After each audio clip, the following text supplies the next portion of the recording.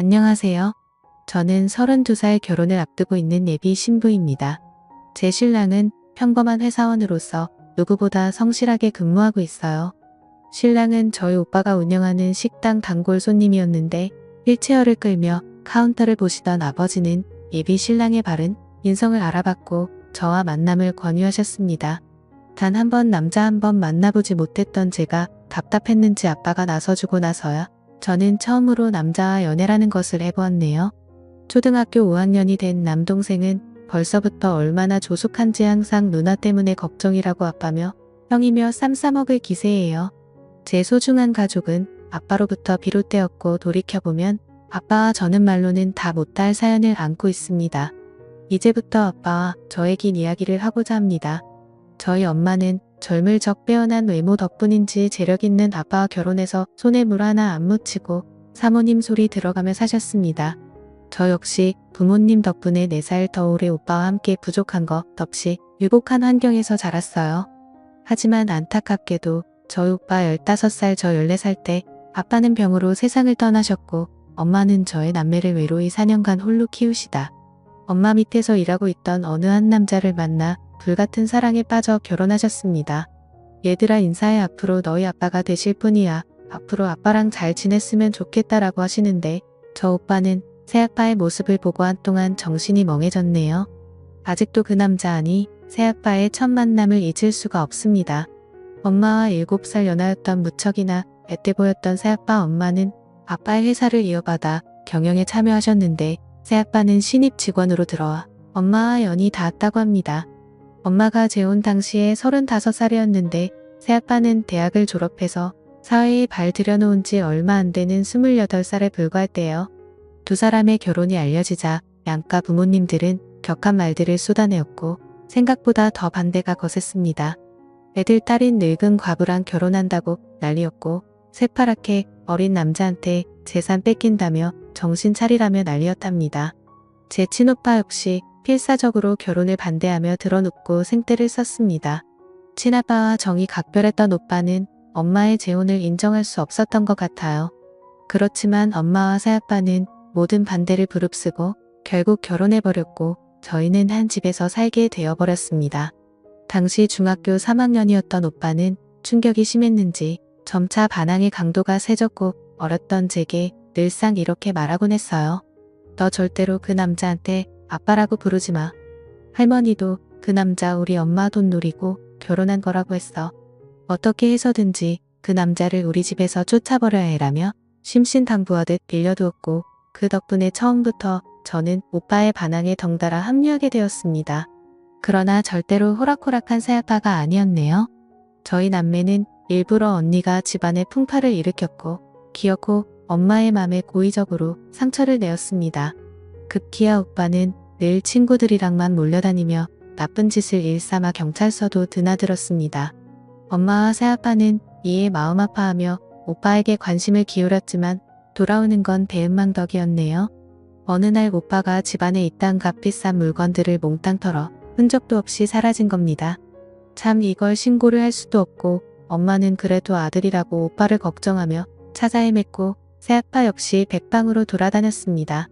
아빠가 이렇게 나으니 주변 새아빠의 어머니는 저희 엄마를 몰아세우며 소매 걷어붙이시고는 아니 어디서 그런 자식같이 않은 것을 달고 시집아 멀쩡한 사람 인생을 망치려 들어 더 이상 우리 아들 신세 망치는 꼴 못 보겠으니 아들과 절연을 하던지 아니면 이 남편과 이혼을 하던지 택해가며 선택을 종용하셨습니다.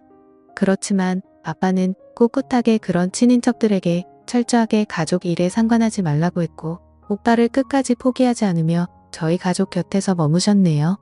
엄마가 그런 아빠에게 제일 고마워했지만 엄마는 그런 오빠로 인해 괴로워하며 결국 쇠약해져가 몸져눕는 날이 많아졌습니다.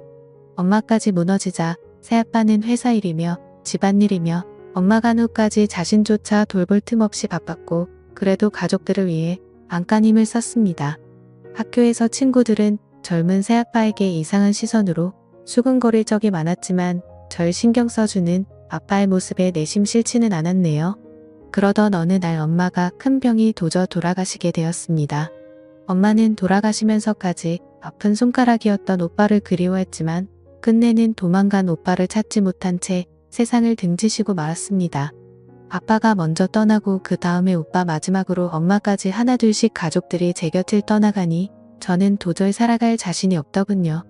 그때 새아빠가 엄마의 묘 앞에서 제 손을 꼭 잡아주셨습니다. 진짜 아빠처럼 어른스럽게 엄마를 잃은 저를 진심으로 위로해 주었습니다. 그렇지만 새아빠 역시 어둠이 온 세상을 가려버릴 적 엄마 앞에서 괴로움을 토로하며 통곡을 하던 모습이 떠오르네요. 세상에 태어나서 남자 어른이 그렇게 서글프게 우는 모습은 처음이었습니다. 그렇게 엄마를 떠나보낸 슬픔도 잠시 곧 현실로 돌아온 당시 중학교 입학을 앞둔 저는 훗날의 거취를 정해야만 했습니다. 엄마를 떠나보낸 후 사업은 내리막길을 향했고 급한 대로 엄마 쪽 친척한테 맡겼다가 크게 사기를 당해 저희 집은 그야말로 길거리에 나앉게 생겼었습니다. 친척들은 제게 떨어질 엄마의 유산이 업자 어느 누구도 맡고 싶지 않아 했고 급기야는 보육원 얘기까지 나왔습니다. 아빠는 저를 진짜 취급했던 그들에게 노발대발하며 감정적으로 소리를 질렀습니다. 이 아이는 내 딸이에요. 세상에 아빠가 있는데 우리 딸을 어디다 보내겠어요. 아빠가 딸 키우는 건 당연한 일이니 제 딸아이는 아내의 뜻에 따라 제 손으로 키우겠습니다. 하며 아빠가 저를 맡겠다고 하자 아빠네 가족들은 아빠를 필사적으로 말렸지만 소용없었습니다. 저는 그렇게 일부 아빠와 단둘이 한 집에서 살며 동거를 시작하게 되었네요. 전 오빠처럼 혼자서는 가출할 용기도 없었던 터라 선택의 여지가 없었어요. 아빠와 저는 여기저기서 빌린 돈으로 간신히 방 2개에 탑방을 얻어 살았습니다. 떠나간 빚과 생계를 위해 밤낮 안 가리고 투잡술이자 필사적으로 일한 아빠는 많이 힘들었는지 눈에 보일 적마다 말라가고 안색도 눈에 띄게 안 좋아졌습니다. 그 와중에도 새아빠는 제게 힘들다는 말 찡그린 표정 한번 내비친 적이 없었어요. 늘 제 앞에서는 웃는 얼굴로 출근하기 전 항상 아침을 차려놓았고 저는 아빠 덕분에 학창시절 내내 아침을 걸은 적이 거의 없게 되었습니다. 아침마다 메모장에 사랑해 우리 딸 오늘도 아빠랑 행복하자라는 사랑스러운 메시지도 꼭 잊지 않고 써주었네요. 아빠의 노력 덕분에 마음을 열기 시작했고 저희는 서로를 위해주며 꽤 잘 지내는 부녀 사이가 되었습니다. 하지만 세상은 저희에게 고운 시선만을 보내진 않았습니다. 젊은 16살 차에 아빠와 둘이 같이 사니 별별 엄한 소문이 다 돌더라고요.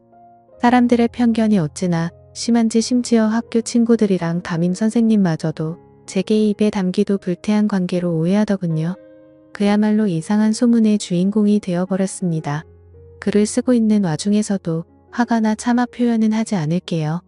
그러던 중 다행스럽게도 저희한테 사기친 친척 사기꾼이 잡혔고 그나마 빚의 일부분을 달 수 있어 살아갈 수 있게 되었네요. 아빠는 빚이 좀 청산되자 저를 정식으로 입양 신청을 했다는 호적에 올려놓았습니다. 법적인 서류가 참 뭔지 제가 진짜로 아빠의 친딸로서 인정받은 기분이더군요. 덕분에 조금 집안이 안정되자 아빠는 저를 위해 신경을 써줬고 제게 관심을 기울여 주었습니다.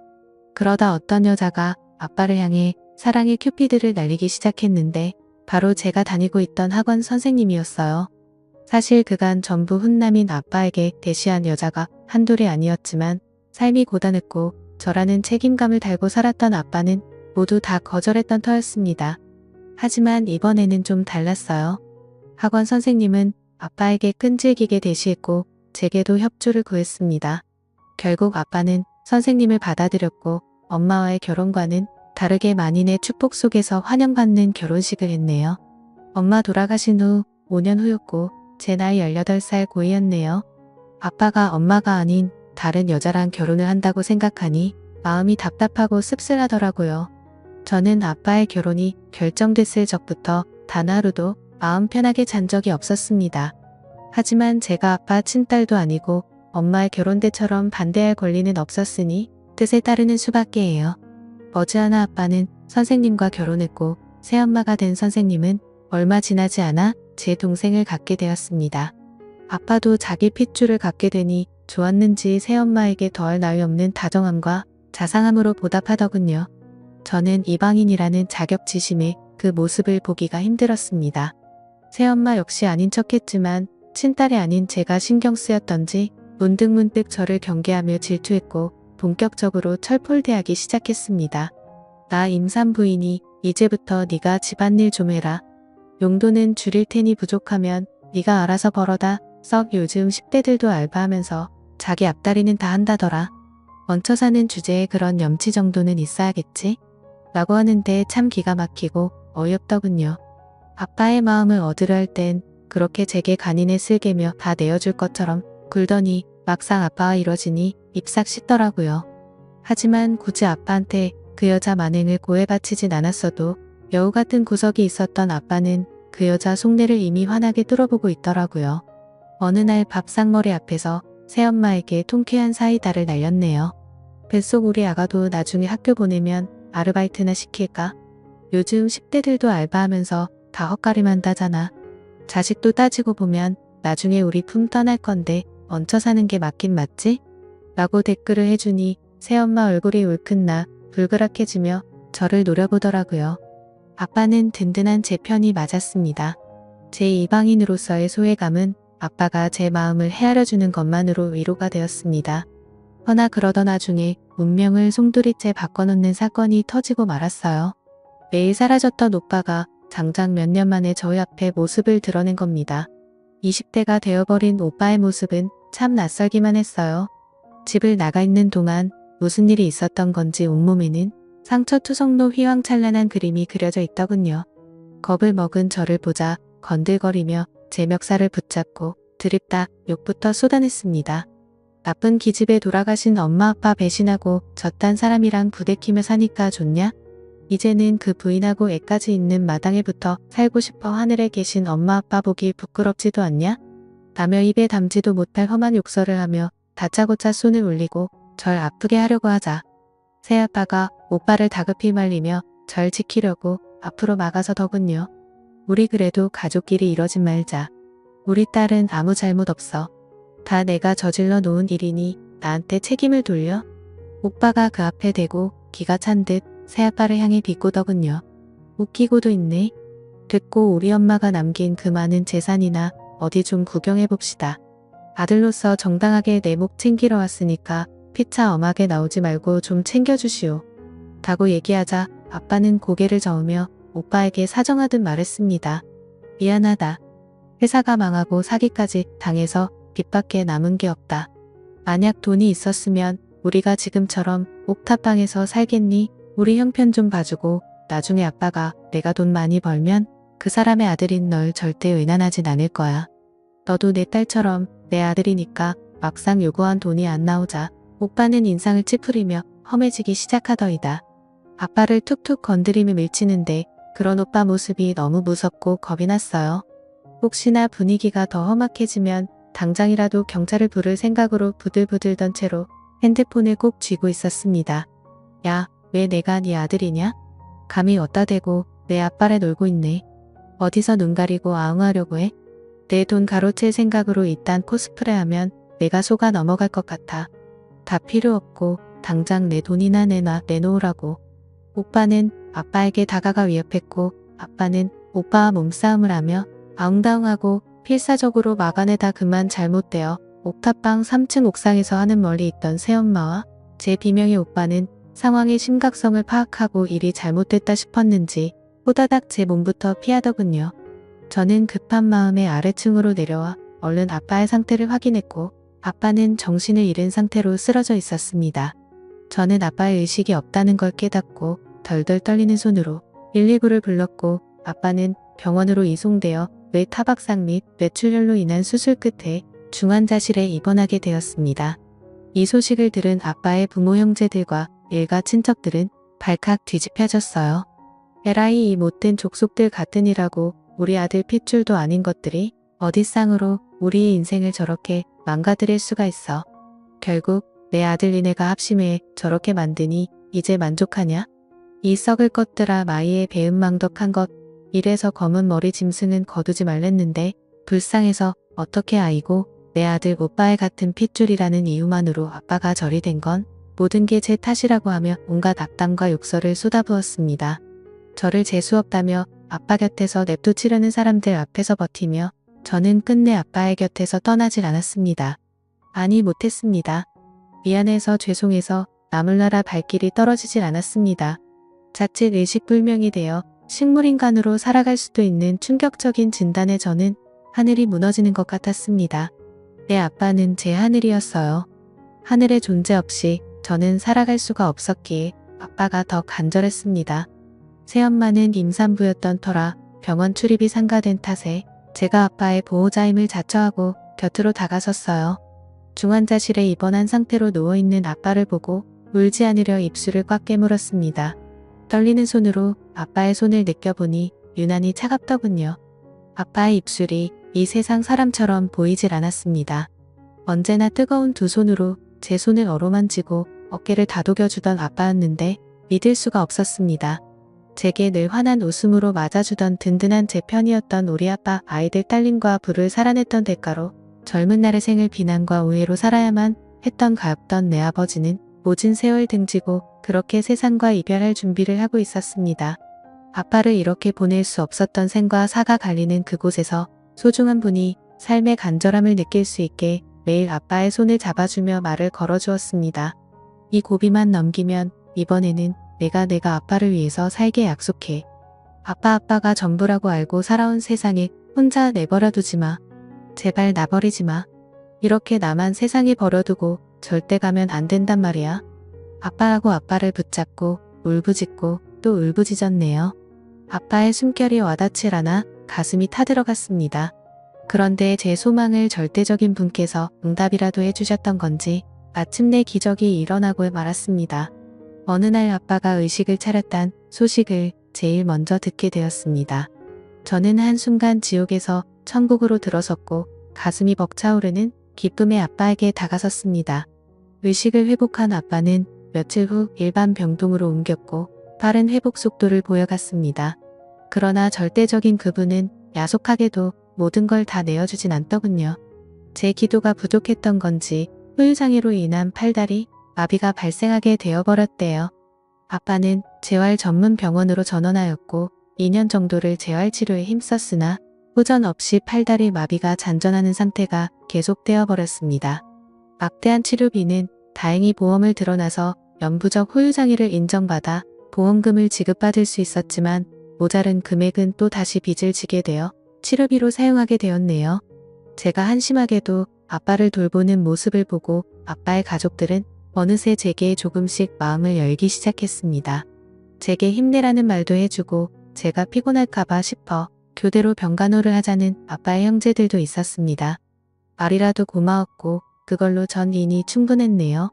아빠의 병간호로 인해 학교를 빠지는 시간이 많아져 저는 부득이하게 학교를 그만두고 아빠의 곁에서 시간을 함께 보냈습니다. 아빠는 제가 학업을 중단했다는 소식에 마음 아파했지만 아빠가 제 곁에 있어준 마당에 그가 학업은 아무래도 상관없었습니다. 그 사이 새엄마에게서 제 동생이 태어났고 저는 새 생명을 제 가족으로 맡게 되었네요. 아빠는 아들을 보며 뜨거운 눈물을 흘리더군요. 저와 새엄마 역시 우리 가족 모두 부둥켜 안고 얼마나 울었는지 모릅니다. 새엄마는 본격적으로 나가서 경제활동을 시작하였고 전 동생과 아빠를 돌보며 그렇게 정신없는 하루하루를 살았어요. 그러던 찰나 오빠가 경찰에 검거되었다는 소식을 듣게 되었습니다. 저는 아빠와 함께 오빠를 만나기 위해 경찰서로 갔어요. 오빠는 다행히 짐승이 아닌 인간이었는지 아빠의 상태를 보고 한순간 말을 못 씻다가 이내 무릎을 끊고 삐뚤게 나갔던 게 이럴 줄은 몰랐어요. 제가 저지른 죄의 대가 다 받을게요. 잘못했어요. 라고 아빠 앞에서 진심으로 죄를 뉘우치는 것 같았습니다. 하지만 아빠는 이미 이렇게 되어버렸고 아빠를 이렇게 만든 오빠를 이제는 제가 용서할 수가 없었어요. 오빠에게 달려들어 모진 말들을 쏟아내려 했지만 아빠가 말리시더군요.